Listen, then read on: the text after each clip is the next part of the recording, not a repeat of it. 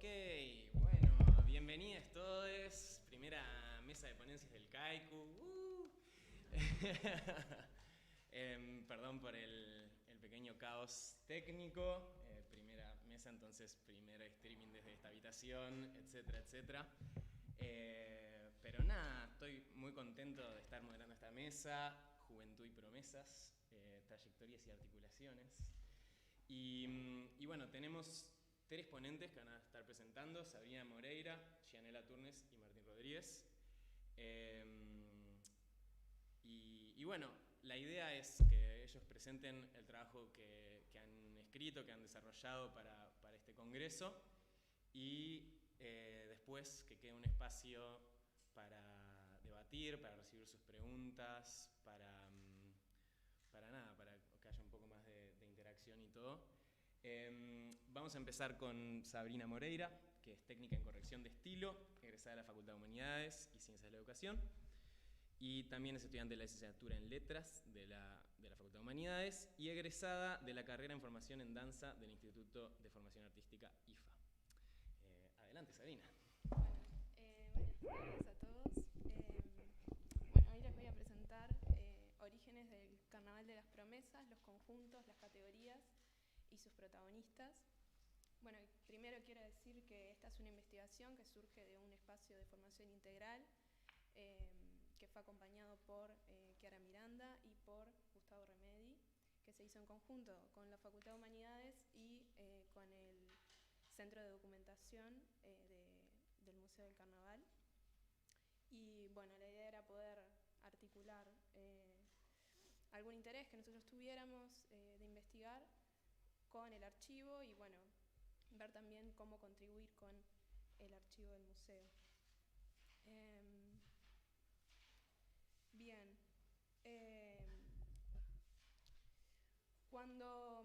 Justamente cuando comenzamos este intercambio con el archivo del museo, mi interés está puesto en Carnaval de las Promesas y me encontré con una serie de cajas que estaban aún sin tocar esos documentos y bueno, me interesé por ver qué hacer con eso.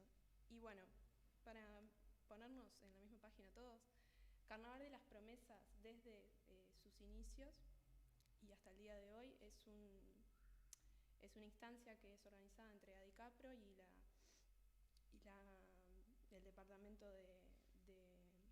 de Cultura de la Intendencia por la Gerencia de Festejos y Espectáculos. Y bueno, se presenta como una oportunidad para niños, niñas y adolescentes de participar en el espacio público a través de la expresión artística y cultural y se entiende como un proceso de construcción colectivo que se hace a través del aprendizaje, la recreación y la socialización y cobra así un valor educativo y cultural y simbólico para quienes integran este festejo. Pasando más a la delimitación de esta investigación, bueno, la idea fue investigar los primeros 5 años del concurso de 1988 a 1992 y la idea fue averiguar cuántos conjuntos participaron cada año, en qué categorías y cuáles fueron las más predominantes, qué conjuntos participaron más de una vez en este periodo, cuántos niños, niñas y adolescentes integraron las agrupaciones y qué edades y géneros conformaron el concurso. Bueno, si ustedes van al Centro de Documentación e Investigación del Museo del Carnaval, se van a encontrar con 3 cajas, que son las únicas 3 que contienen información sobre Carnaval de las Promesas, y en ellas hay solicitudes de inscripción del Carnaval de las Promesas, fechadas del 87 al 91, que corresponden al Carnaval celebrado del 88 al 92, fichas individuales de componentes del Carnaval de las Promesas del 91 al 93, autorizaciones de menores del 93, letras de Carnaval del 91 al 94, y actas de fallos de Carnaval de las Promesas del 93, el 97 y el 98. Bien, los objetivos fueron poder describir los inicios del Carnaval de las Promesas a partir de los conjuntos, las categorías y los componentes, sistematizar la información que conserva el Centro de Documentación sobre Carnaval de las Promesas. En concreto, yo me centré en la solicitud de inscripción y en las fichas de componentes, poder contrastar esa información con la prensa y analizar los datos.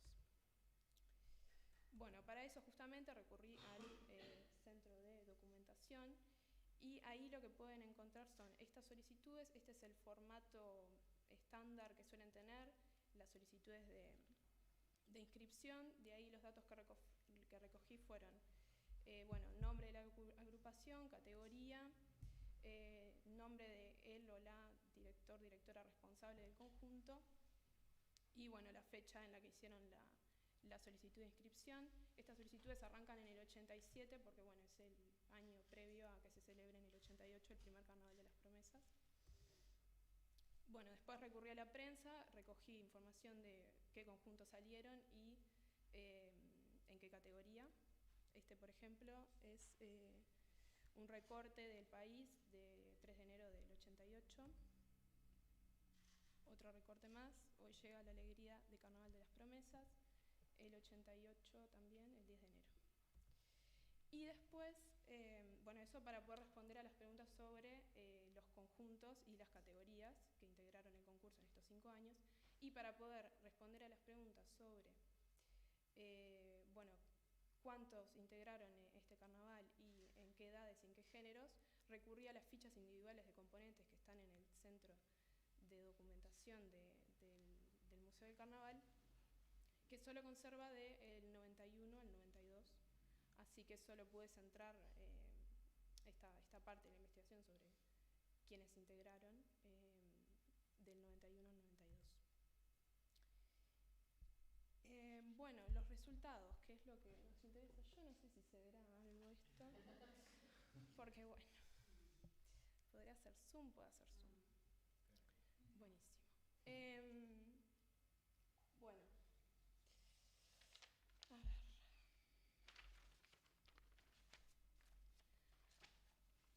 En esas tablas lo que tenemos es, en MC es Museo del Carnaval y P es prensa.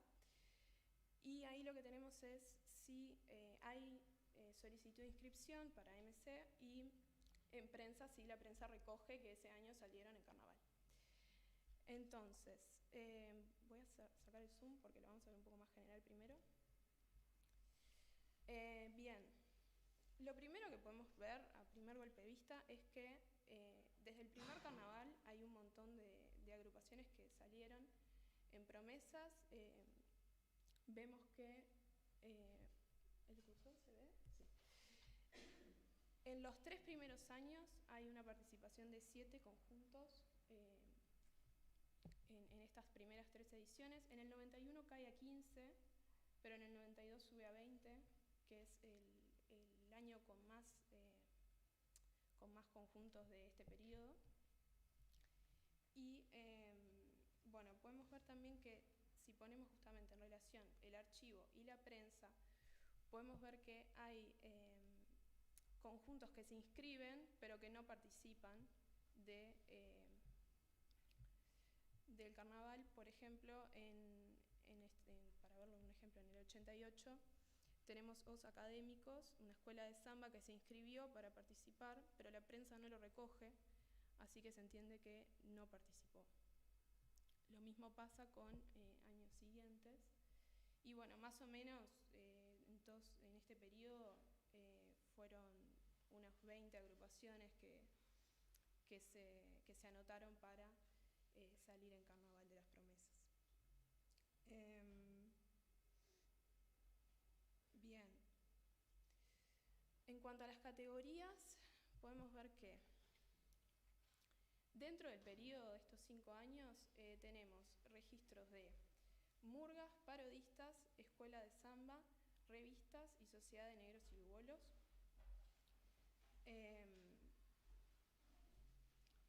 Las que fueron predominantes en este periodo fueron murga, parodistas y escuela de samba. Como pueden ver, en el 88 de las 17 que participaron, 9 fueron murgas, lo mismo para el 89, para el 90 ya baja un poco. Y en concreto, en estos 3 primeros años podemos ver que predominaron, en los primeros 2 años predominó murga más bien, con 9 conjuntos en ambos, y después más o menos equitativamente las otras categorías. En el 90, murga, parodistas y escuela de samba se repartió más equitativo. Para el 91 ya baja la participación de murga y se registran más parodistas y escuelas de samba. Y para el 92 es el año que se registran más escuelas de samba, que fueron 8, y después, bueno, se repartieron bastante parecido. Así como para ver también particularidades, Sociedad de Negros y Lugolos Zorros se registra en el primer Carnaval de las Promesas dentro de este periodo, ¿no? Solo en el primer Carnaval de las Promesas con tres conjuntos. Las revistas se registran solo para el 92 con 2 conjuntos, ese sería el primer año en el que comienzan a salir, y bueno, no se registran en la categoría humoristas en estos 5 primeros años. Después, sobre qué conjuntos repitieron su participación, bueno, todos los que están en colores repiten su participación, los que están en verde repiten su participación en todo este periodo, cada año. Después en amarillo repiten 4 veces, en verde, no, mentira, en azul 2 veces y en rojo 3 veces. Entonces, bueno, lo que podemos ver con esto que desde que se inscribieron pasaron a integrar, en su mayoría repitieron su participación dentro de este periodo, ¿no? Bueno, eso sobre los conjuntos. Yo no sé si se vio mucho, pero bueno. Se intuye. Se intuye. Pero bueno, lo puse así para que vieran como más visualmente, nada, la cantidad. Bien.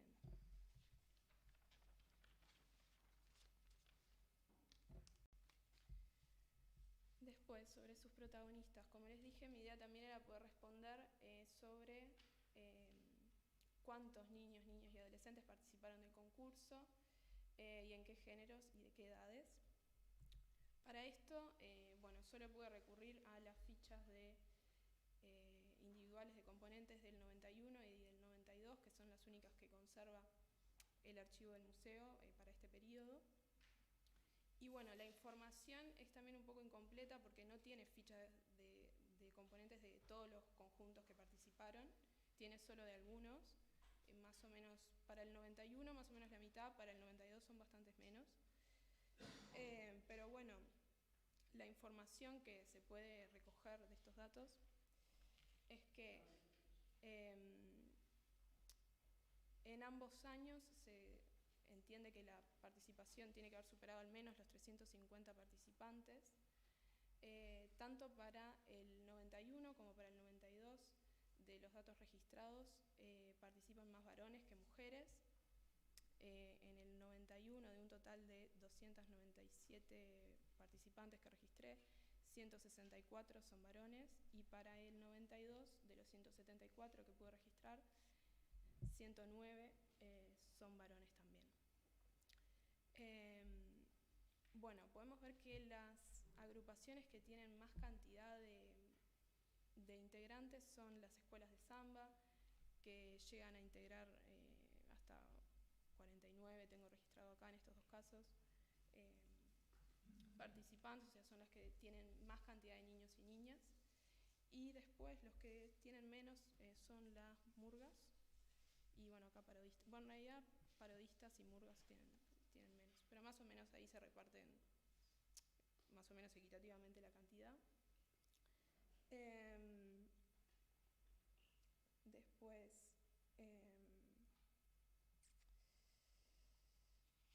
bueno, un dato interesante es que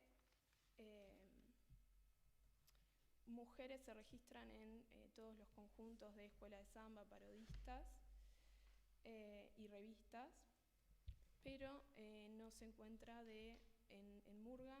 Para el 91 no hay ninguna mujer en murga, y para el 92 hay solo una mujer en la murga Los Angelitos.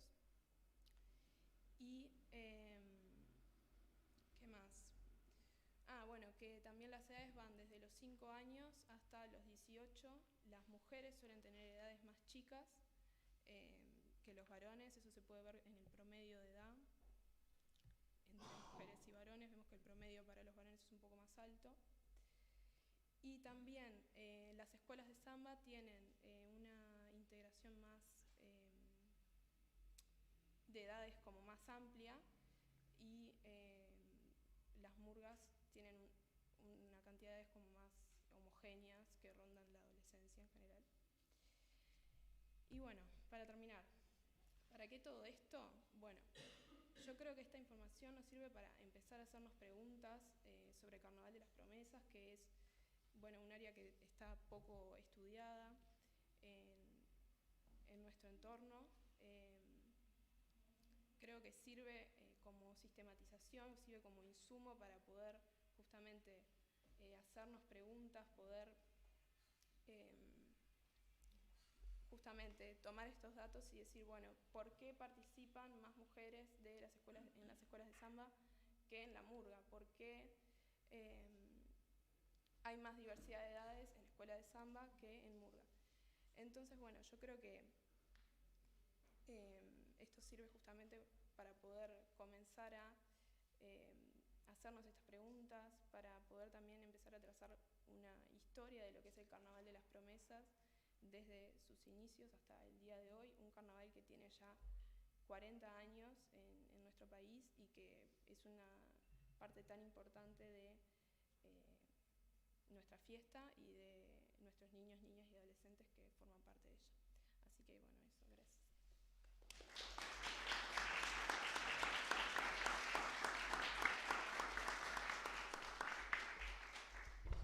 Bueno, muchas gracias, Sabrina. Muy interesante. El formato que vamos a tener es, vamos a hacer todas las ponencias primero y después hacemos un momento para preguntas. Un poco la idea de arrancar con Sabrina, que estaba presentando este trabajo sobre los primeros años de Carnaval de las Promesas, es que ahora tenemos para contrastar otro análisis de Carnaval de las Promesas. De hecho, entiendo que con estos dos trabajos duplicamos el corpus de trabajo sobre Carnaval de las Promesas, porque había 2 trabajos en los últimos 30 años también. Así que eso está muy bien. Y bueno, Yanera va a presentar, sí, te ayudo acá. Tal vez, es ¿no es cierto? Y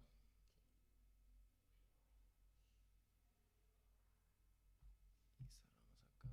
ponemos, listo. Yanera va a presentar su trabajo que es Elementos para un marco analítico e interpretación del Carnaval de las Promesas.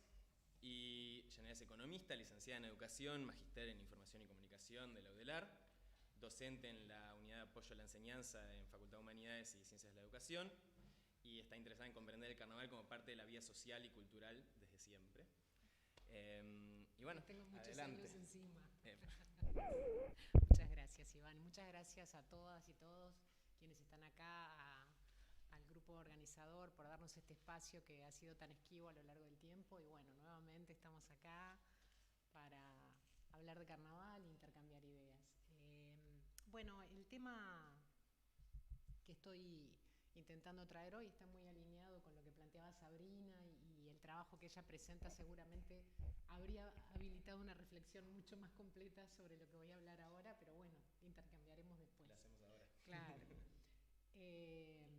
Bueno, la idea es esto, esbozar un marco analítico, una primera aproximación a cómo analizar el Carnaval de las Promesas, que es un fenómeno, como decía Sabrina, que es muy importante, que es una parte importante de la vida del Carnaval de Montevideo. Y vamos a cambiar. No se puede sacar la barrita, ¿no? Sabés que no estamos consiguiendo hacerlo así. Bueno, lo dejamos ahí. La idea entonces, este marco analítico empezaría, o unos elementos para un marco analítico, comenzaría con intentar una descripción, ¿no? Tener como una especie de mapeo, no ya cuanti, sino de intentar interpretar las categorías de actores que tenemos allí y cómo operan.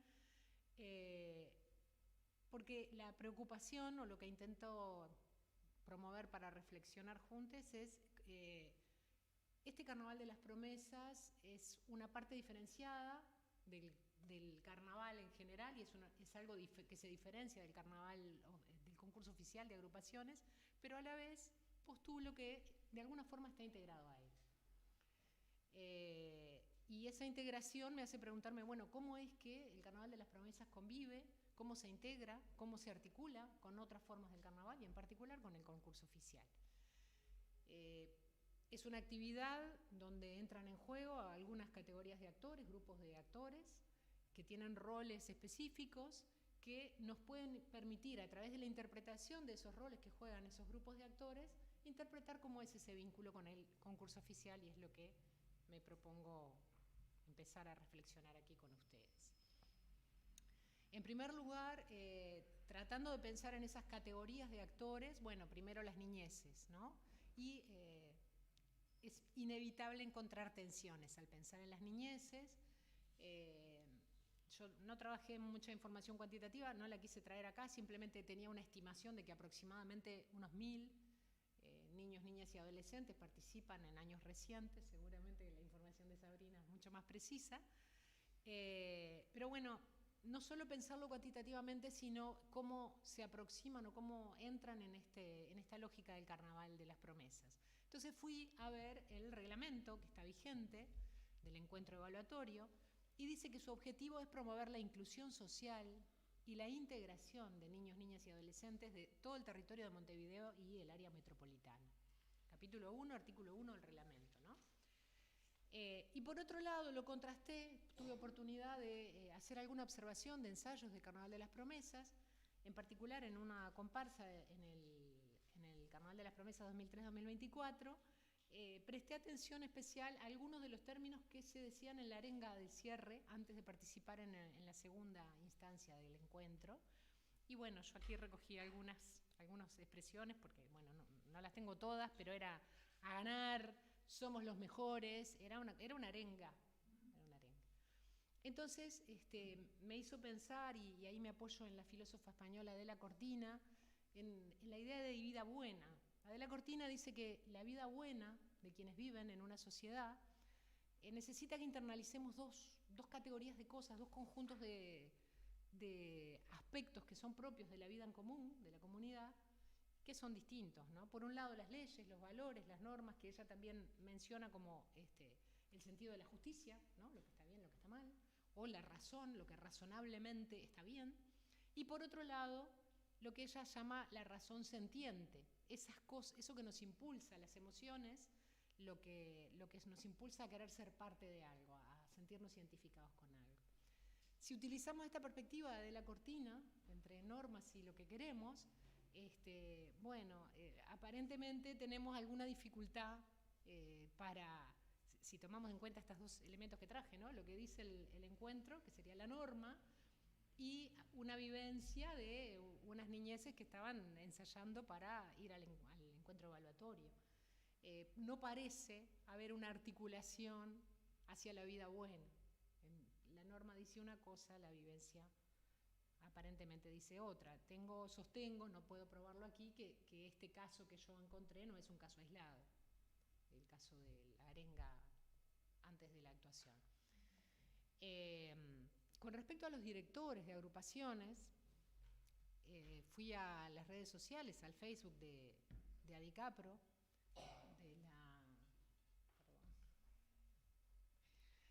de la Asociación de Directores del Carnaval de las Promesas, y allí se menciona que el objetivo del encuentro es el desarrollo artístico, personal y cultural de niños y adolescentes participantes del denominado Carnaval de las Promesas, de diversas zonas de Montevideo e incluso del interior del país.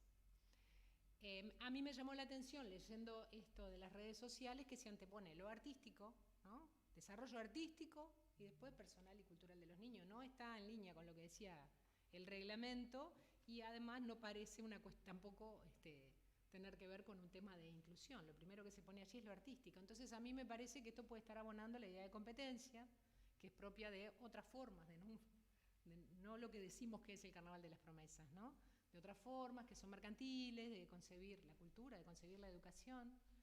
Y bueno, y ahí me pareció interesante lo que plantea Chantal Mouffe, del sentido común, esa aceptación de un orden natural que es resultado de prácticas hegemónicas que ya están sedimentadas en la cultura. Y de alguna forma el carnaval mayor, el concurso oficial, tiene sedimentada esa idea de competencia y bueno, al parecer estas manifestaciones de ADICAPRO en sus redes sociales parecen alinearse con eso.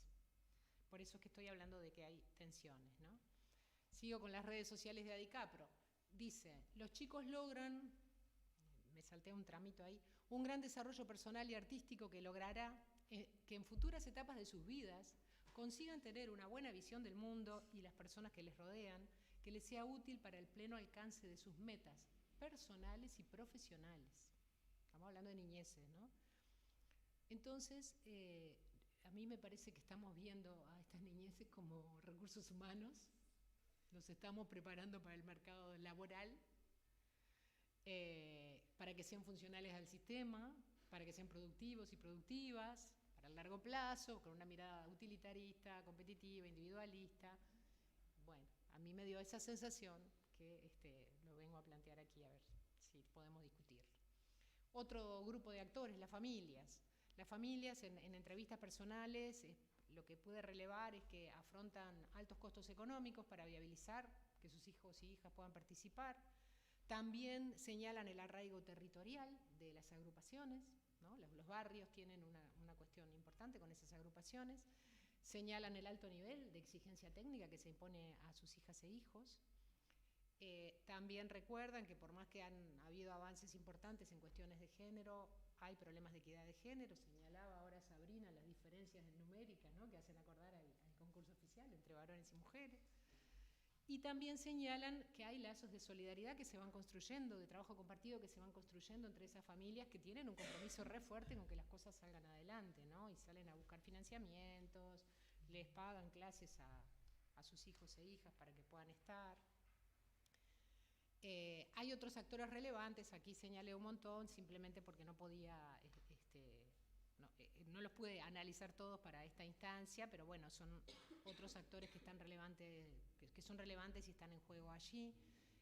Por ejemplo, señalo que hay monitores como en Murga Joven, pero que son menos, que la asesoría para la igualdad de género hizo un avance muy importante en años recientes, cambiando mucho las reglas de juego en torno a dificultades que había en el Carnaval de las Promesas, que será muy interesante estudiar también, no es objeto de este trabajo. Hay proveedores, hay técnicos contratados y contratadas que generan también esos costos. Retomo la idea inicial, el Carnaval de las Promesas como una especie de subsistema que aporta al concurso oficial. Esa idea de seguir los pasos del concurso oficial, porque sostengo que el Carnaval de las Promesas está siendo una forma de reafirmar el concurso oficial, de sostenerlo, anticipándolo en el tiempo, porque como que nos prepara para el Carnaval, porque llega un poquito antes, y de extender, en un juego de palabras con el tiempo pedagógico del que hablamos tanto, bueno, el tiempo carnavalístico, ¿no? Nos deja en sintonía con el Carnaval, ya nos prepara anticipadamente y extiende entonces el alcance del Carnaval. Con Raymond Williams, la idea de cultura hegemónica, el Carnaval de las Promesas, parece haberse desarrollado para reproducir otros esquemas que sí podemos observar claramente en el concurso oficial de agrupaciones. Tenemos las mismas categorías, pero con distinto peso. Sabrina nos puede hablar más de eso también. Yo simplemente pude ver en estos 2 últimos años y claramente es distinta la numerosidad de agrupaciones por categoría que la del Carnaval Mayor. Y casualmente tienen más peso aquellas que requieren formación, que requieren que las niñeces vayan a algún profesor o profesora para que les enseñe y puedan superar la prueba para estar en esa agrupación. Entonces, tenemos academias, donde en muchos casos personas que están en el concurso oficial también pueden generar sus ingresos a través de este trabajo a lo largo del año, fuera del espacio temporal del Carnaval. Y bueno, y también se lo suele considerar un semillero, como también pasó con Murga Joven, un semillero de figuras para el Carnaval Mayor.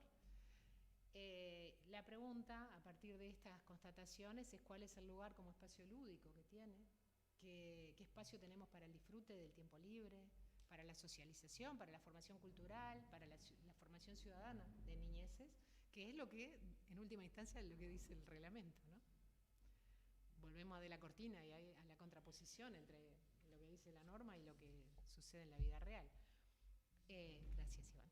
Entonces, la pregunta también, otra pregunta, es ¿qué lugar tiene el reconocimiento? El reconocimiento que reciben esas niñeces por lo que hacen arriba del escenario, por el esfuerzo que hacen en su preparación, siendo esta una actividad que parece reproducir los formatos competitivos del carnaval mayor. Entonces, me pregunto si no podremos ver al Carnaval de las Promesas como un concurso oficial chiquito. Porque me parece que si nos limitáramos a pensarlo como un semillero, como decía recién, no tendríamos una caracterización para nada pertinente, ¿no? Y porque hay formas discursivas y performativas que nos van llevando a naturalizar una interpretación nos vienen llevando hace tiempo, ¿no? Del carnaval, del concurso oficial como el carnaval. Ese es el carnaval. Que sostengo, y no soy la única, que está espectacularizado, competitivo, es reduccionista sobre la idea de participación como ser parte del espectáculo, ¿no? Esa cosa de estar allá arriba unos y otros abajo, que está mercantilizado, que está deteriorando la idea de bien público. Entonces, bueno, capaz que el Carnaval de las Promesas es menos exigente y probablemente sea menos visible, sea menos expreso en la forma que tiene de reconocer la competencia, porque no dice concurso, dice encuentro evaluatorio.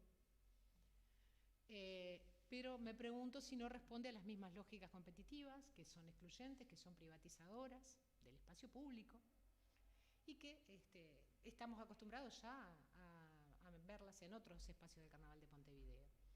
Entonces, bueno, la pregunta final, ¿dónde quedan esas ideas de procesos formativos y de cultura como bien público en esta descripción parcial que estamos haciendo, que es la que pudimos llegar? Hasta ahí. Muchísimas gracias.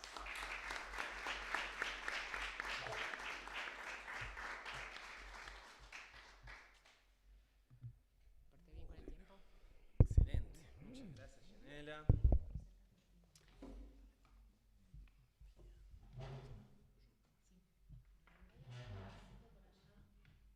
Sí, si quieren, mientras aprovechar para ir pasando.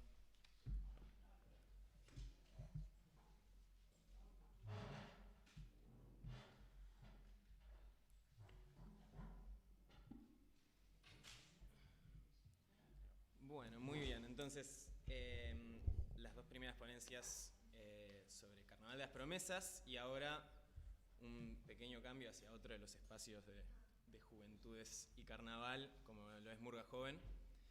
Tenemos a Pablo Martín Rodríguez, que nos va a presentar su trabajo de dónde vienen, por qué no salen, trayectorias frágiles en Murga Joven. Martín es archivólogo y sociólogo, trabaja en el Archivo General de la Universidad y forma parte del grupo de trabajo que lleva adelante el Archivo de Murga Joven. Y en los últimos años ha estado investigando distintos aspectos de Murga Joven y carnaval en general. Y bueno. Bueno, muchas gracias, Iván. Gracias a la organización, y hago propias las palabras de ella antes que dijo, así no las repito. Y gracias a ustedes por venir y al espacio, más que nada, porque la verdad que es bastante solitaria a veces esto. Bueno, con un amigo de hace tiempo ya estamos haciendo una base de datos de Murga Joven, participación, menciones, etcétera, etcétera, etcétera. Y bueno, cada año la vamos actualizando, la tenemos bastante bien, estamos viendo cómo es la forma de hacerla pública. Y bueno, cruzando datos, esa cosa de bicho de carnaval, de ver datos y todo eso, me saltó a la cara un dato que me llamó poderosamente la atención, ¿no? Para poner en contexto, si vemos la gráfica entre 2008 y 2024, no les voy a explicar lo que es Murga Joven, ¿tá? O sea, está en un congreso de carnaval, ¿no? Ya está. Entre 2008 y 2024, 378 murgas participaron al menos una vez del encuentro de Murga Joven, ¿no? En promedio anual ronda más o menos 53 agrupaciones, más o menos. Y casi la mitad, el 42, lo hizo solo por un año, ¿no? Es decir, que hay muchos debuts, pero también una alta rotación, ¿no? En los últimos 6 años, ¿ven esta parte? Del encuentro, las murgas debutantes crecieron en proporción con respecto al total, ¿no? Y no fue algo puntual, se sostuvo durante esos 6 años, ¿no? Solo en el 2011, si ven, se había registrado algo similar, pero al otro año fue puntual, ¿no? Al otro año ya se había revertido. En cambio, del 2019 al 2024, esa tendencia se mantuvo bastante estable. Todavía de este año no lo hice, ¿no? Porque además no se presentaron todavía las murgas. Parece ser algo más estructural, ¿no? Eso me disparó una serie de preguntas. ¿Qué factores inciden en que la murga participe solo un año? ¿Por qué tantas no continúan, ¿no?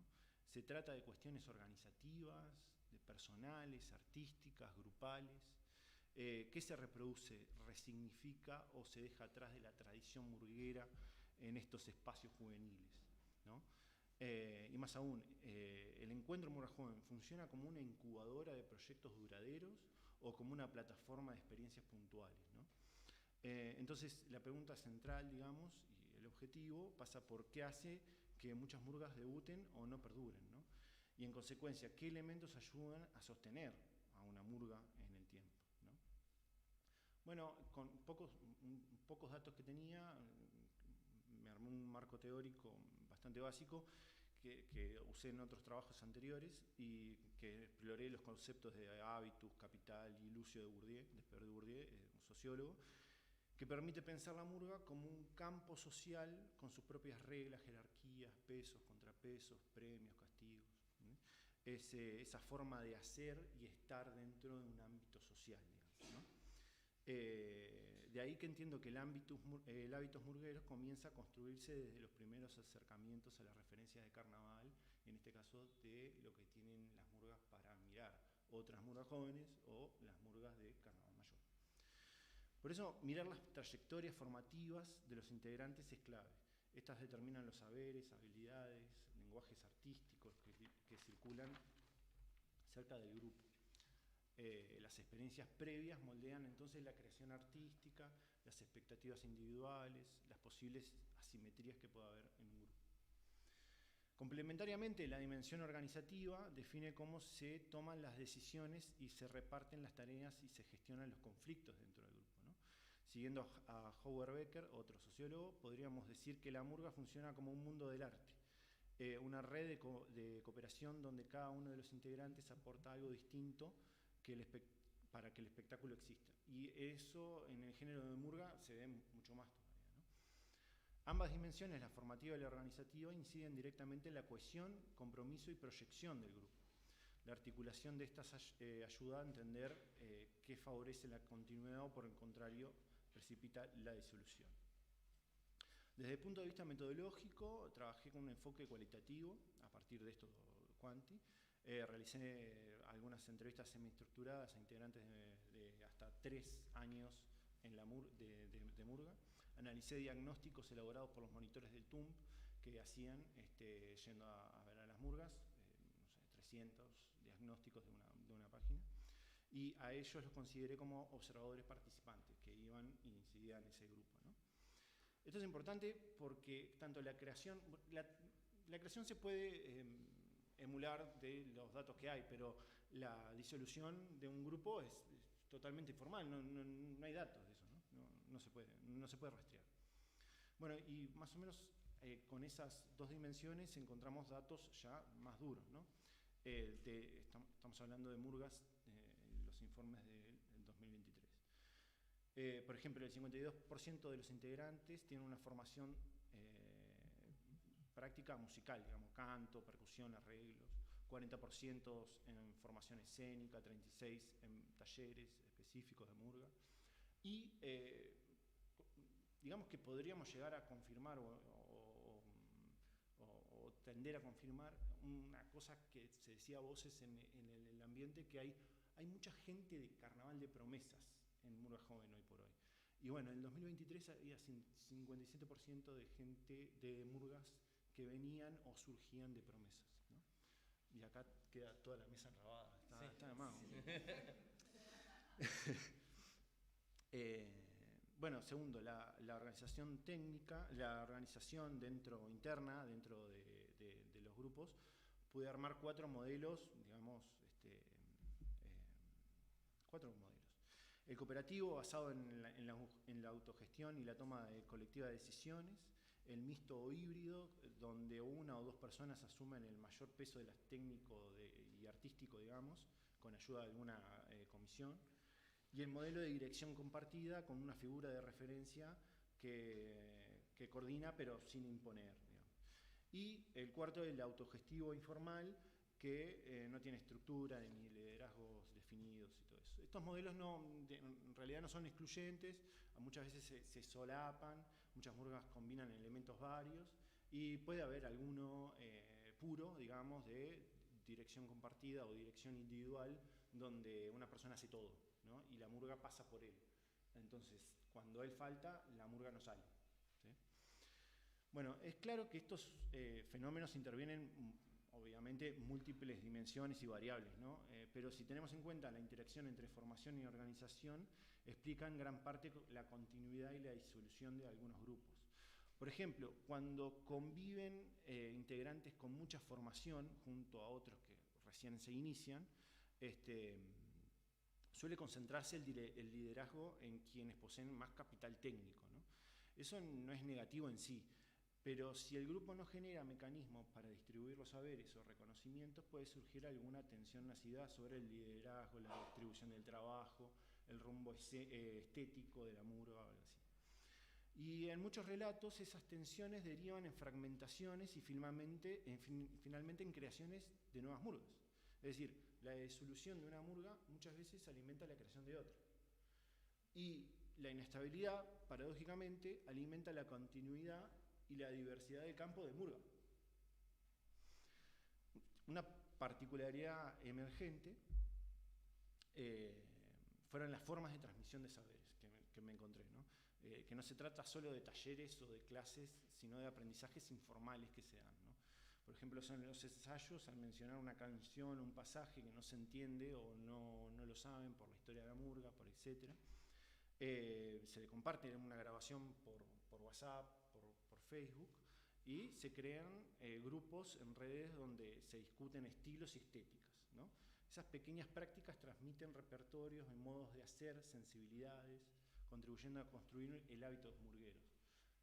Esa cuestión de los gustos, ¿no? Los gustos se construyen. Por ejemplo, había una murga que tenía una comisión, casi siempre se hacen comisiones, y había una comisión, digamos, no sé cómo le llamaban, pero era comisión historia de murga. Entonces, dentro de la murga. Entonces se pasaban, che, esto es la Mojigata del 97, esto hizo, no existía, la Mojigata del 2001, mira este cuplé. Bueno, el encuentro de murgas jóvenes es un espacio vital, pero estructuralmente inestable, ¿no? Permite experimentar, aprender, expresarse, pero no siempre ofrece condiciones para sostener los procesos en el tiempo. En términos de Bourdieu, para muchas agrupaciones la relación con el ilusio, ese creer en el juego, ese compromiso prolongado en el campo, ¿sí?, de la murga, es frágil, ¿no? Para algunos el encuentro es una experiencia artística puntual, valiosa en sí mismo. Por ejemplo, murga independiente.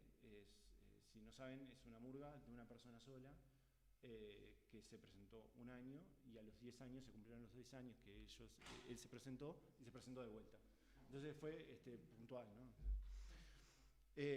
Para otros debería ser un punto de partida de una trayectoria colectiva, ¿no? Cuando esa adhesión simbólica no se consolida, las murgas tienden a tener vidas cortas, ¿no? Y bueno, para cerrar, este trabajo no pretende ofrecer respuestas definitivas, sino mirar la tensión productiva entre creación y disolución de grupos, ¿no? La inestabilidad no es necesariamente una falla, forma parte de un ciclo, digamos, creativo y propio del campo murguero. Pero si queremos que más colectivos puedan sostener trayectorias transformadoras, necesitamos pensar maneras y prácticas que equilibren esa singularidad performativa con esos procesos de acumulación y transmisión de saberes que hacen a murgas y a grupos creativos perdurar en el tiempo y trascender al encuentro.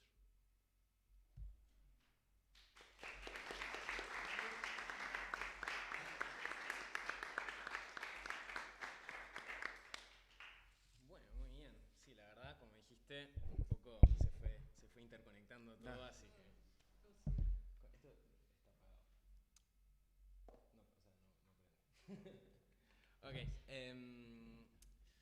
Bueno, vamos a pasar una relativamente breve parte de preguntas y debate. Creo que quiero abrir a sus preguntas primero. Si alguien quiere hacer un comentario, una pregunta. Sin miedo. Al último expositor no sé tu nombre, disculpe. Pablo Martín Rodríguez. Pablo, una pregunta bien simple. Tal vez no tiene el dato, pero más o menos. ¿Cuántos de la gente que participa en el encuentro de Murga Joven son estudiantes universitarios? ¿O cuál es la proporción o la relación con la universidad en ese sentido? No, no tengo ese dato y además la intendencia lo tendría, pero tampoco te lo da. Entonces, entonces es bastante difícil saberlo. Pero sí hay una representación menor que otros años, ¿no? El encuentro Murga Joven nace básicamente por grupos de facultades. Había muchos grupos, ¿no? Pero era bastante importante la representación de los grupos de las facultades. A pesar de que el objetivo de política no era ese. No era ese. Era justamente sí. Incluso, bueno, Falsa Escuadra, por ejemplo, era un grupo de arquitectura. Y bueno, etcétera. Y así un montón de cosas. Pero sí, ese dato lo ignoro por completo. Bueno, eso es un tema. Yo trabajo ahí en gerencia de alumnos y nosotros nos inscribimos a los liceos y no te ponen, no se les pide Ahí va, no se les pide. el currículum, no se les pide. Solo te dice, los datos que tenés es de los dueños o referentes de las murgas, es su cédula, su domicilio, teléfono, para ubicarlos por razones de encuentro. Pero el resto de los datos a qué se dedican y eso no. Lo sabés por el contacto con la gente, pero no podés saberlo, pero no estudiado.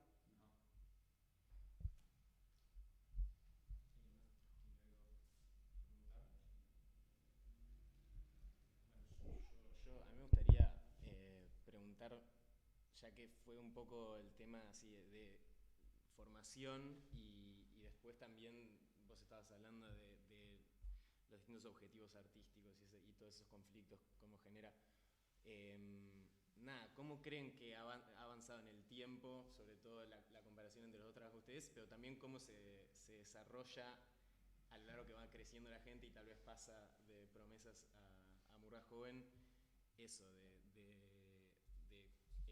el carnaval y las actividades carnavalescas como actividad de formación y de expresión artística? ¿Yo puedo arrancar?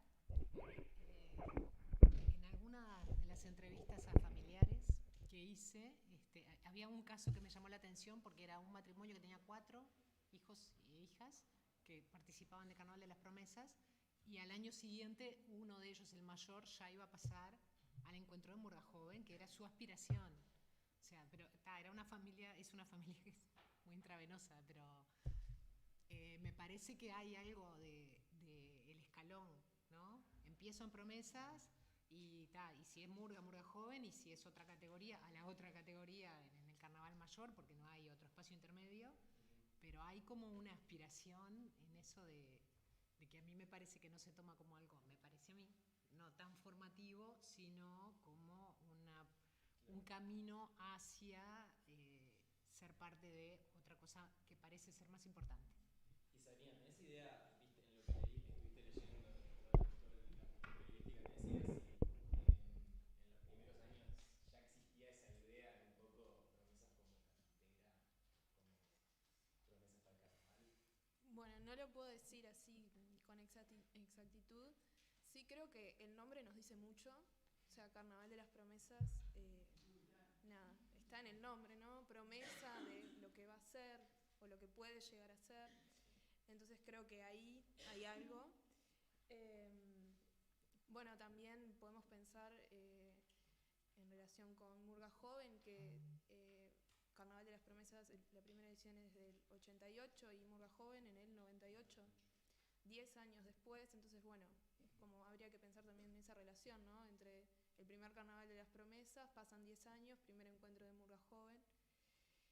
Y bueno, esto también, en estos datos que sabemos, pero bueno, no podemos constatar, en el ámbito de la danza más como institucionalizada, o sea, formativa, digo, gente que se dedica, es bailarina, me consta de muchísimas personas que su primer acercamiento a la danza es desde Carnaval de las Promesas.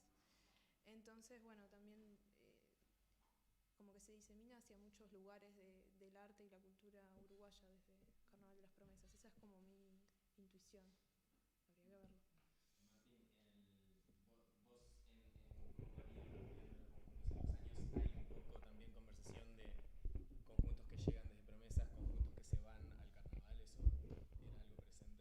Sí, o sea, más que nada en el ambiente, hoy por hoy, los grandes cambios que te dicen los que participan en Murga Joven, era que había mucha gente de promesas, ¿no?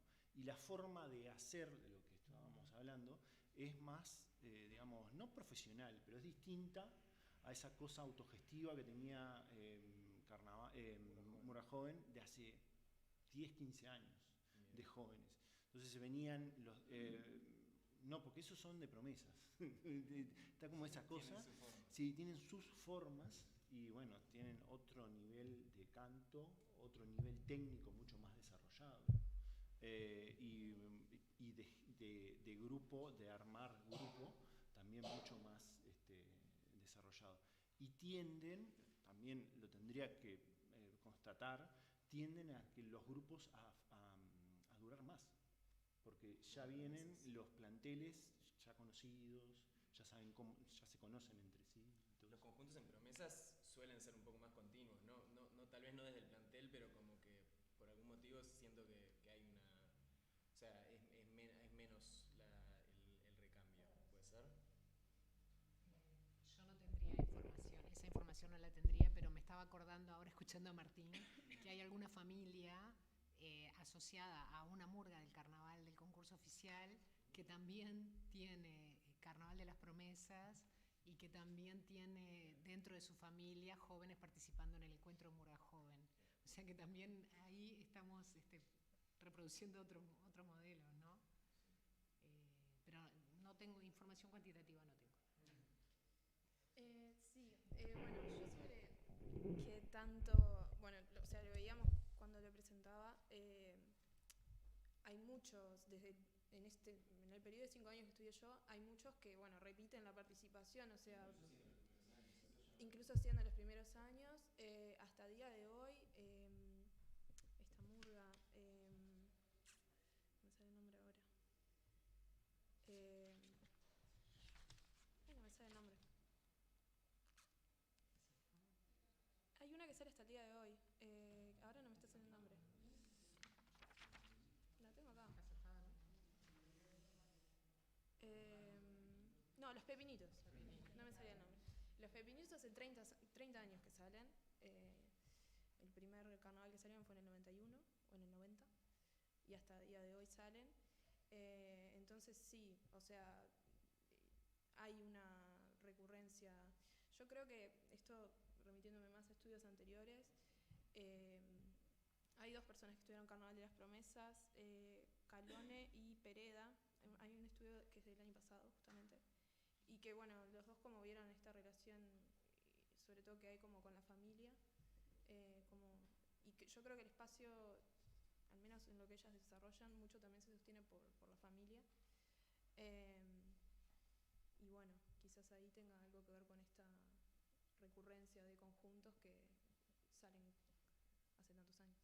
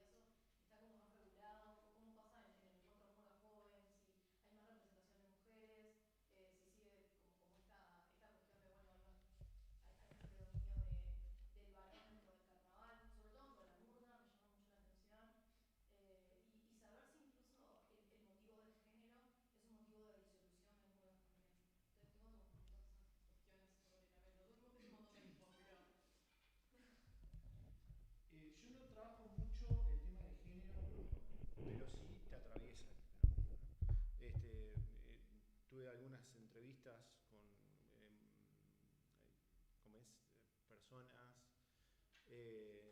que estaban en no quiero decir a quién, estaban en murgas de mujeres y sí se iban de otras murgas porque se sentían incómodas y estaban solamente en murgas de mujeres. Eso solamente es lo que puedo llegar a decir. A mí, poderosamente, individualmente, me llamó mucho la atención, por ejemplo, el dato que tiró ella, que en el último año de esos 5 que viste, recién hubo 2 revistas, siendo revistas por mucho tiempo la categoría que más llevaba gente en promesas. Y donde yo creo que ahí tuvo un desarrollo fuerte la participación de mujeres en carnaval en general. No había mujeres en carnaval que no sean en revistas de promesas y en revistas grandes. Y era como toda una escuela, o sea, y en los 90, o sea, esa es la impresión que me dio. Eso es solamente lo que puedo decir de género. Yo no desarrollo mucho el tema porque lo veo más de la parte grupal y nada más, pero es hasta ahí lo que puedo decir.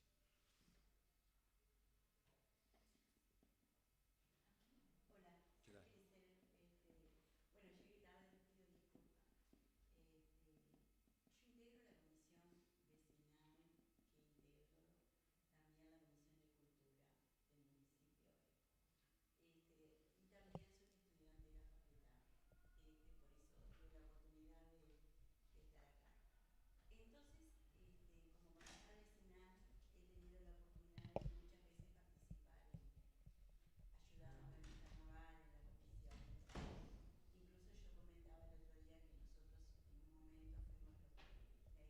muchas veces participar ayudamos en el carnaval, en la comisión.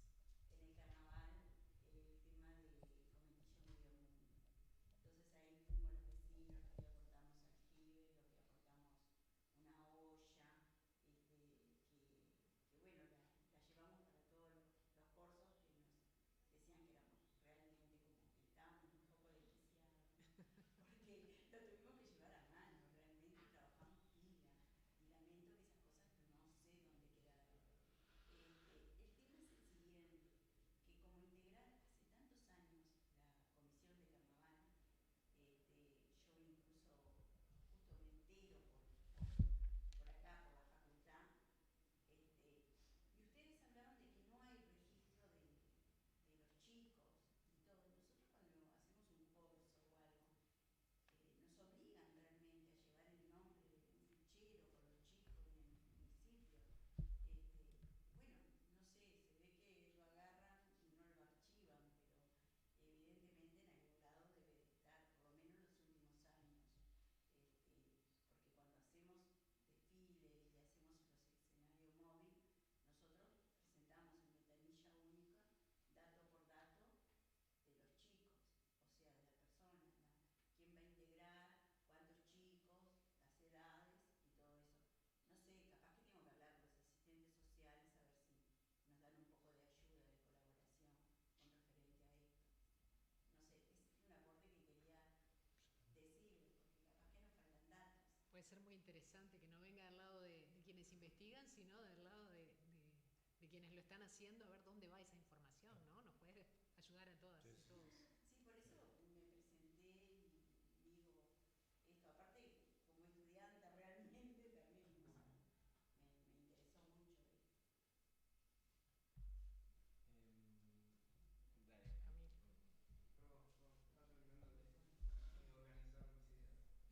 Dale. Te voy a hacer eso.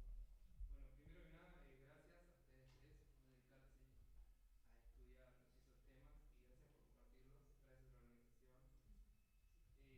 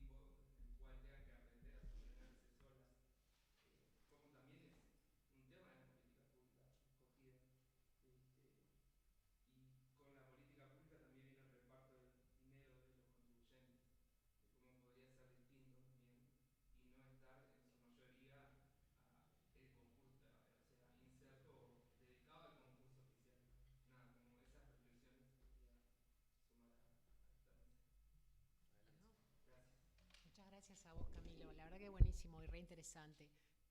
Yo no quiero poner paños tibios, pero quiero recordar lo que decía ayer Milita, que decía, en los años 50 la Intendencia perdió con los directores de agrupaciones y todavía esa batalla no la remó.